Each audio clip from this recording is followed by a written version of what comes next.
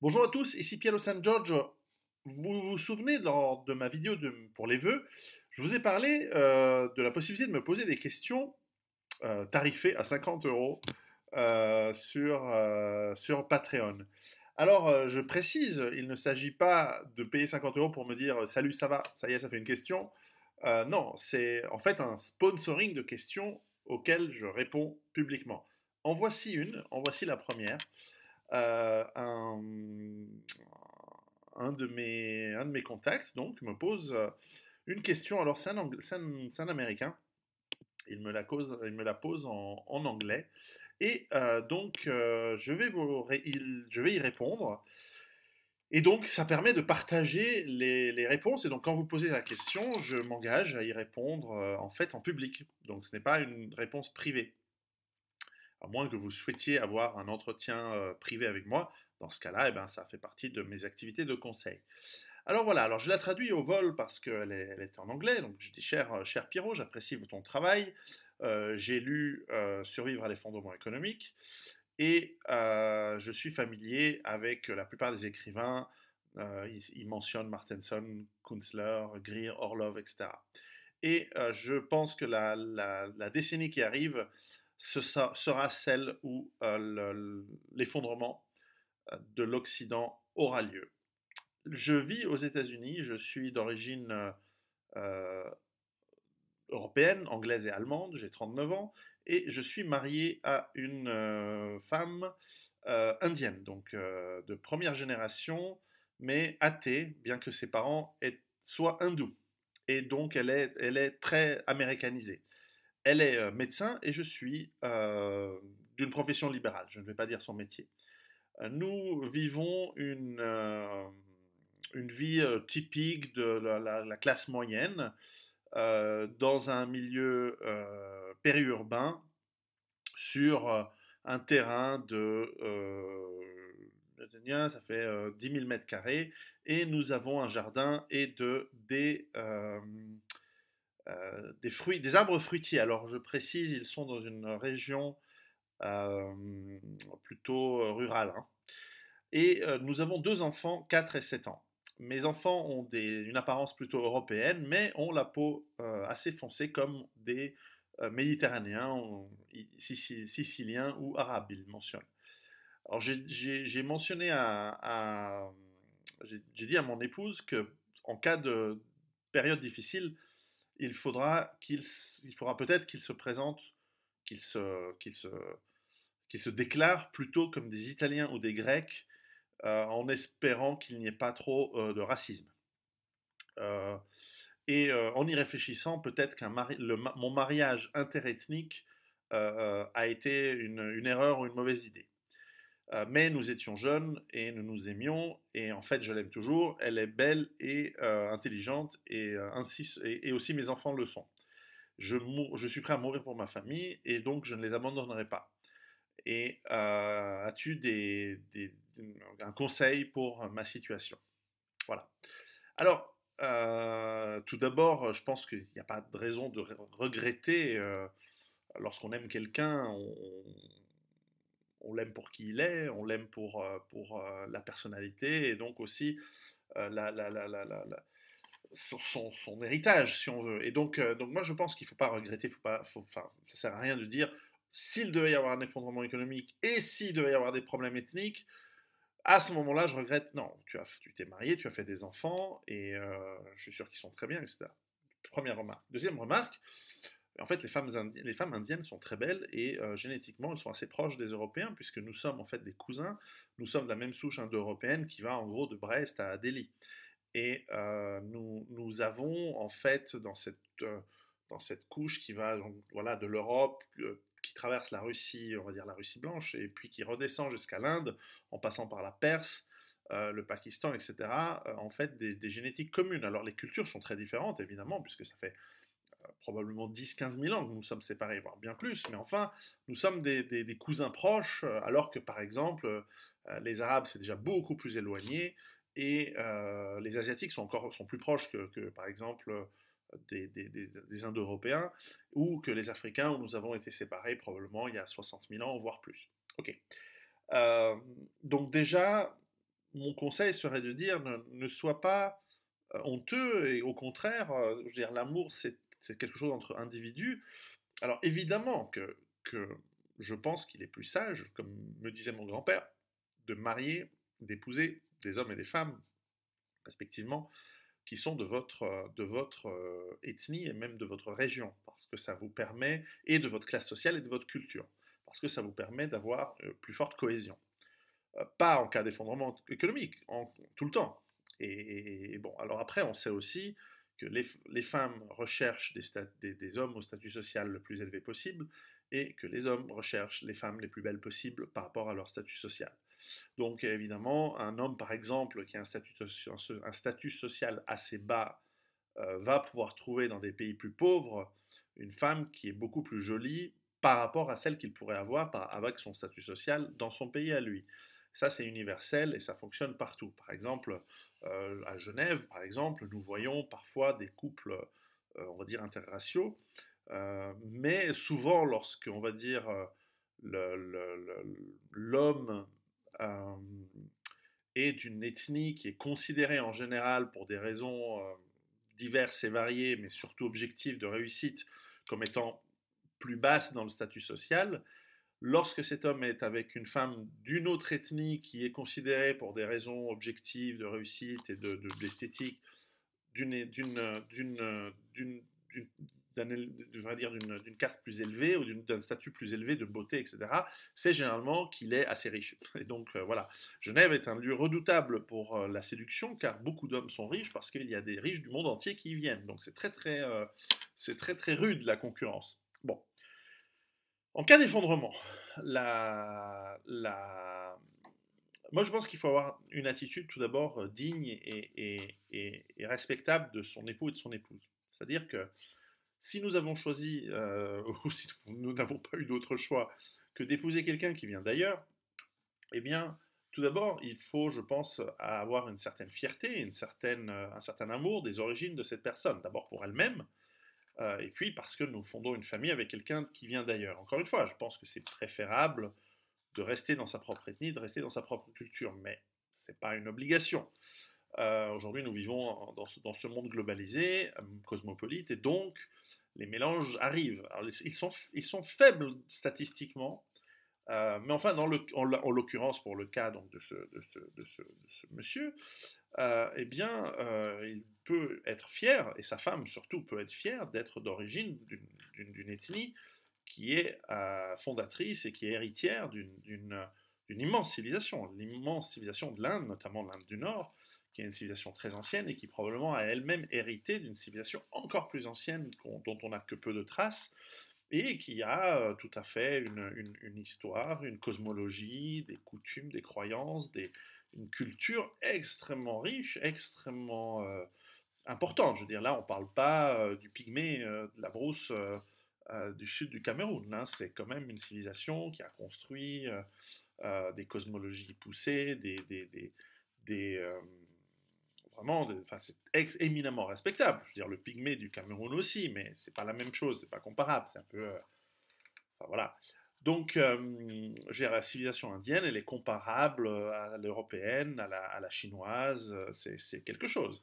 Et elle a duré très très longtemps. Donc déjà, je pense que pour lui, pour sa femme et pour ses enfants, de savoir qu'ils sont en partie héritiers, alors pour les enfants, de l'immense et glorieuse civilisation européenne, et en plus de l'immense et glorieuse civilisation indienne, c'est en fait un apport de fierté, de, de, de, de, de confiance en soi. Et cette confiance en soi, elle est fondamentale pour nous apprendre à, comment dire, garder la tête haute lorsqu'il y a un conflit et finalement de dire, mais c'est vrai que lorsqu'il peut y avoir des conflits longs et des conflits durs, il y a des réparations qui se font sur des bases ethnico-culturelles, ça c'est clair, et même religieuses. On l'a vu en Yougoslavie dans les conflits, on l'a vu dans le Caucase lorsqu'il y a eu des conflits, les ethnies musulmanes ont pourchassé les ethnies russes, mais en même temps, il y a des Russes musulmans et donc c'est compliqué. Dans les Balkans, ça a été aussi très très compliqué puisque nous avons eu voilà, des Bosniaques musulmans euh, qui ont combattu des Serbes bosniaques et des Croates, et ainsi de suite. Donc c'est très compliqué, d'autant qu'en plus, ils se ressemblaient tous dans les Balkans. Donc c'est vrai qu'en cas de crise profonde, l'apparence, la peau, les apparences ethniques, peut être un marqueur. Donc en fait, je comprends sa logique de dire, oui, mais alors, essayons de nous faire passer pour des Européens du Sud, des Maghrébins ou des Siciliens. Bon, moi, je connais beaucoup de Siciliens qui sont grands blonds aux yeux bleus comme moi. Mais enfin, moi, je pense pas que c'est la bonne stratégie, parce que pourquoi cacher, pourquoi être honteux de quelque chose qui n'a pas lieu d'être? Moi, je pense qu'il faut dire, non, ben voilà, nous sommes fiers de qui nous sommes. Ce qui compte, c'est la culture. Nous sommes intégrés, et ça, c'est mon point principal, c'est que nous devons faire en sorte de nous intégrer dans le village, la petite ville, la communauté rurale en l'occurrence, dans laquelle nous vivons. Et donc cette intégration va nous permettre d'avoir les bons contacts avec le paysan du coin pour acheter les produits agricoles, avec le mécanicien auto. Donc par exemple, vous n'allez pas dans la grande chaîne genre Euromaster, etc. pour changer vos pneus et changer votre huile de votre voiture. Vous allez voir le petit mécanicien du coin. Vous allez le moins possible au supermarché, vous allez plutôt acheter vos légumes, vos œufs, peut-être même de la viande aux paysans du coin. Vous proposez, même s'ils n'en vendent pas, vous dites, mais vous êtes agriculteur, vous faites quoi? Je fais des cochons. Ça te dirait de me vendre un cochon? Ah, pourquoi pas? Voilà, au lieu d'aller dans la grande surface, etc. Allez voir, plutôt que d'aller sortir en ville, dans les grands restaurants, etc., peut-être aller au bistrot du coin. Euh, Proposez-vous, même pour une fois, pourquoi pas, de faire comme gracieusement dans le bistrot du coin une soirée cuisine indienne où la mère de votre épouse va venir apporter des plats et dire voilà, nous sommes très heureux d'être ici chez vous, nous sommes parfaitement américanisés, nous sommes parfaitement dans la culture de cet État et de cette région, de cet État ici en Amérique, dans les Appalaches. Eh bien, mais voilà, vous le savez, ma famille vient d'Inde, etc. Mais je suis marié avec un Américain, je suis moi-même américaine, là, on croit dans la mairie, regardez, j'ai un flingue, vive le drapeau, tout ça, tout ça, tout ça. Vous montrez que vous êtes intégré, mais vous montrez que vous avez une certaine culture, et vous faites ça dans un cadre économique qui intéresse le bistrot du coin, puisqu'il va faire venir des gens qui vont consommer des boissons, etc. Vous amenez la nourriture, ça crée de la cohésion, ça crée des liens. Et puis lorsque les gens se connaissent, ils ont moins tendance à s'étriper. C'est justement une de mes craintes et que j'explique dans Survivre à l'effondrement économique, c'est que justement, parce que nous sommes des individualistes effrénés, il y a le risque de violence. Mais il est tout à fait vrai que lorsque les gens se connaissent, même quand les cultures sont un peu différentes, et bon, c'est vrai que parfois il y a des cultures qui sont tellement agressives que c'est difficile, mais en général, l'exemple existe, les exemples existent de gens qui sont ethniquement différents, mais qui partagent les mêmes valeurs et la même culture, et la zone géographique, évidemment, eh bien, en cas de crise, en cas de grosse rupture de la normalité, finalement, vont s'entraider. Il y a toujours le risque hein, du pillage, etc. Mais lorsqu'on partage la même culture, généralement, on se respecte un peu plus. Disons que le temps de latence est plus long avant des gros problèmes. Donc apprendre à se connaître, donc ça veut dire s'intégrer dans la vie locale, s'intégrer avec la vie économique en fait locale, donc de faire travailler le petit commerce et de faire travailler les uns les autres. C'est chose que nous devrions faire d'ailleurs tous, et nous le faisons, peu importe nos origines et nos cultures. Alors ensuite, cela va de soi que s'approprier la culture, donc s'assimiler à la culture majoritaire locale, est évidemment l'élément le plus important. Mais ensuite, je dirais aux enfants d'être fiers de qui ils sont, d'être fiers d'être ce mélange, même si nous le savons, civilisationnellement, les métissages et les mélanges sont compliqués et amènent beaucoup de problèmes. Si c'est votre cas, vous devez en être fier et vous intégrer à la culture qui probablement est dominante. Et je ne pense pas qu'aux États-Unis, euh, enfin en tout cas dans cet état-là, la culture dominante sera, je sais pas, mexicaine, afro-américaine ou autre. Dans d'autres endroits, ça peut être le cas. Je sais pas, si par exemple vous êtes marié avec une Sénégalaise, j'en connais, et que vous vivez à Dakar, bah, probablement intégrez-vous à la culture sénégalaise. En revanche, si c'est l'inverse, et il y a beaucoup de gens qui m'écoutent, qui sont dans des mariages interethniques, donc qui sont avec des gens d'autres cieux, et souvent leurs enfants qui sont donc métis, qui peuvent être asiatico-européens ou afro-européens ou autre chose, et bien parfois ils se posent la question, genre mais ils sont attirés un peu par les deux côtés, et souvent, lorsque par exemple il y a des femmes qui se retrouvent seules parce que leur père africain est parti, eh bien l'enfant va plutôt soit il va avoir un élément de rejet du père et donc il va surtout pas vouloir se sentir africain et donc il va essayer de s'assimiler à l'Europe et c'est très bien. Et dans des rares cas, il va rejeter la mère et aller rechercher dans d'autres cultures, notamment africaines ou maghrébines, etc. Mais ça dépend aussi des classes sociales. Mais généralement on rejette plutôt le père absent. D'autant que la mère fait un boulot dans ce sens-là en général. Bref, mais ce sont des rares cas, parce qu'en réalité, le métissage est faible, ça représente probablement 1 ou 2% des couples, ou 3 je crois, c'était en France, parce que la France, comme en plus il y a la propagande qui encourage ce genre de pratique, eh bien évidemment, il y a un petit peu plus, mais c'est relativement faible. Je crois que c'est que la France et l'Angleterre où c'est fréquent, mais pour le reste, c'est faible. En Suisse, les statistiques montrent que c'est fréquent, mais en fait, ce n'est pas interethnique. C'est avec des gens nés à l'extérieur de la Suisse. Mais la plupart des gens nés à l'extérieur de la Suisse qui vivent en Suisse, ce sont en fait des Italiens, des Français ou des Allemands, à 80%. Donc les statistiques sont à regarder dans le détail. Enfin bref, on s'égare, c'est pas ça le sujet. Donc moi je dirais aux enfants d'être parfaitement assimilés, de même pas trop se poser la question, et puis si on leur pose la question de manière privée, de dire oui, bien sûr, ma mère est indienne, c'est une grande civilisation, probablement les gens, comme c'est des ignorants aux États-Unis, ils connaissent pas du tout la culture indienne, et ils se disent ah bon, en Inde, qu'est-ce qu'il y a des mangues? Vous leur expliquer que c'est une civilisation millénaire qui a inventé le zéro, qui a apporté des grandes découvertes scientifiques.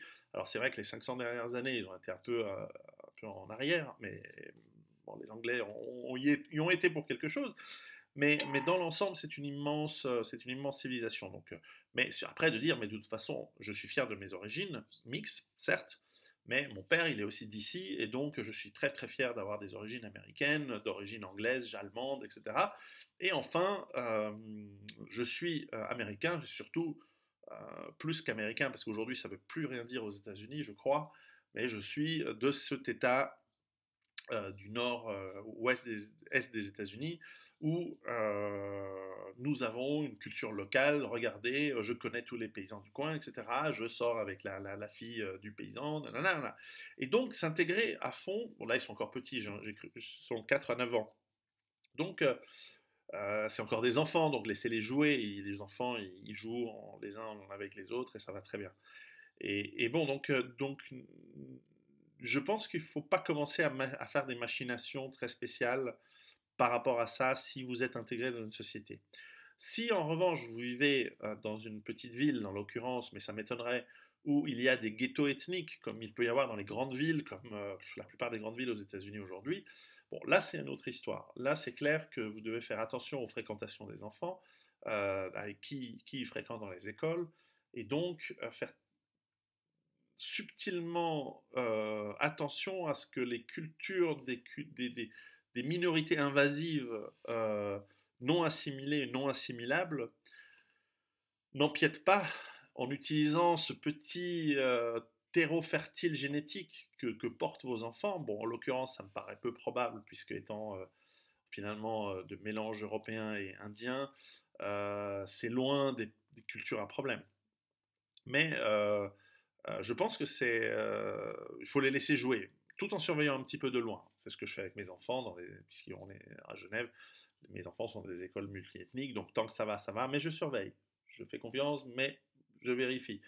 Et donc, voilà, tout devrait bien se passer. Maintenant, le jour où ça se passe mal, c'est là où les relations que vous avez mises en place, c'est là où comment dire, le don et l'échange que vous avez pratiqué, je parle de biens et de services et d'entraide, hein, je ne parle pas des épouses, l'échange que vous avez mis en place sur des années, eh bien, il aide à faire en sorte que, voilà, lorsque ça va mal, les gens ils vont quand même s'entraider. Parce que c'est vrai, peut-être les gens le comprennent mal en lisant mes livres, mais quand je parle dans le chapitre du lien social, de l'importance de développer celui-ci, évidemment que c'est ça, c'est-à-dire créer des liens qui sont forts, créer des liens d'amitié.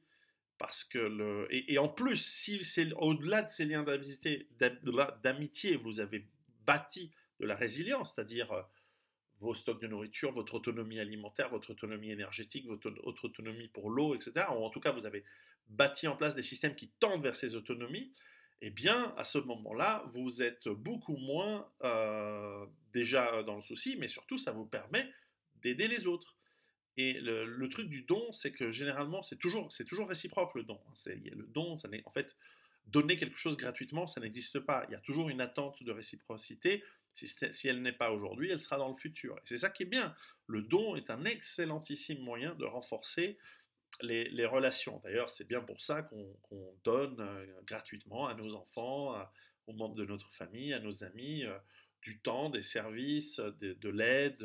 Bien entendu, pour moi, un vrai ami, c'est quelqu'un que je peux appeler à 3 heures du matin en disant prends ta pelle et viens me rejoindre et pose pas de questions. Voilà, ça se travaille sur des années, des années et des années, probablement en ce qui me concerne, sur plus de 40 ans, avec mes quelques très très bons amis. Donc, voilà les conseils que je donnerais. Et, et surtout, de, je pense que c'est très très bien d'être conscient de la réalité. Je pense que cette personne qui m'écrit ce message et qui a sponsorisé cette question euh, est très lucide. Il faut se rendre compte des choses, mais dans la manière dont on les vit au quotidien, ne pas être trop stressé. Ce sera le sujet de mon prochain livre hein, sur la peur. Je toucherai un petit peu des problématiques liées à la paranoïa, au stress, et à ces choses qui existent et qui peuvent être amplifiées par voilà, la prise de conscience du monde dans lequel on est et dans lequel on va. Et donc, comment gérer ça donc, là aussi, il y a toutes sortes de manières de garder son anxiété à des niveaux utiles et non pas dangereux, de garder sa physiologie à des niveaux euh, raisonnables et non pas dangereux, bref, en somme, faire en sorte que nous soyons euh, raisonnables tout en étant préparés et donc efficaces. Voilà. Donc le lien social, c'est l'élément le plus difficile à mettre en place dans un monde où nous sommes tous programmés pour être des individualistes. Et, euh, et je pense que ce lien social va être plus fort que les différences ethniques, mais pas trop différences culturelles quand même, hein, faites gaffe. Voilà, donc c'était la question que l'on a sponsorisée. Et donc si vous voulez sponsoriser ce genre de questions, elles peuvent être plus élaborées, plus précises, plus longues. Dans ce cas-là, je ferai des réponses évidemment plus élaborées, plus précises et plus longues. Eh bien, n'hésitez pas, allez sur le lien Patreon ici et vous me faites la demande de sponsoring et vous posez votre question et j'y répondrai dans des temps assez brefs. Sur ce, je vous salue tous et préparez-vous.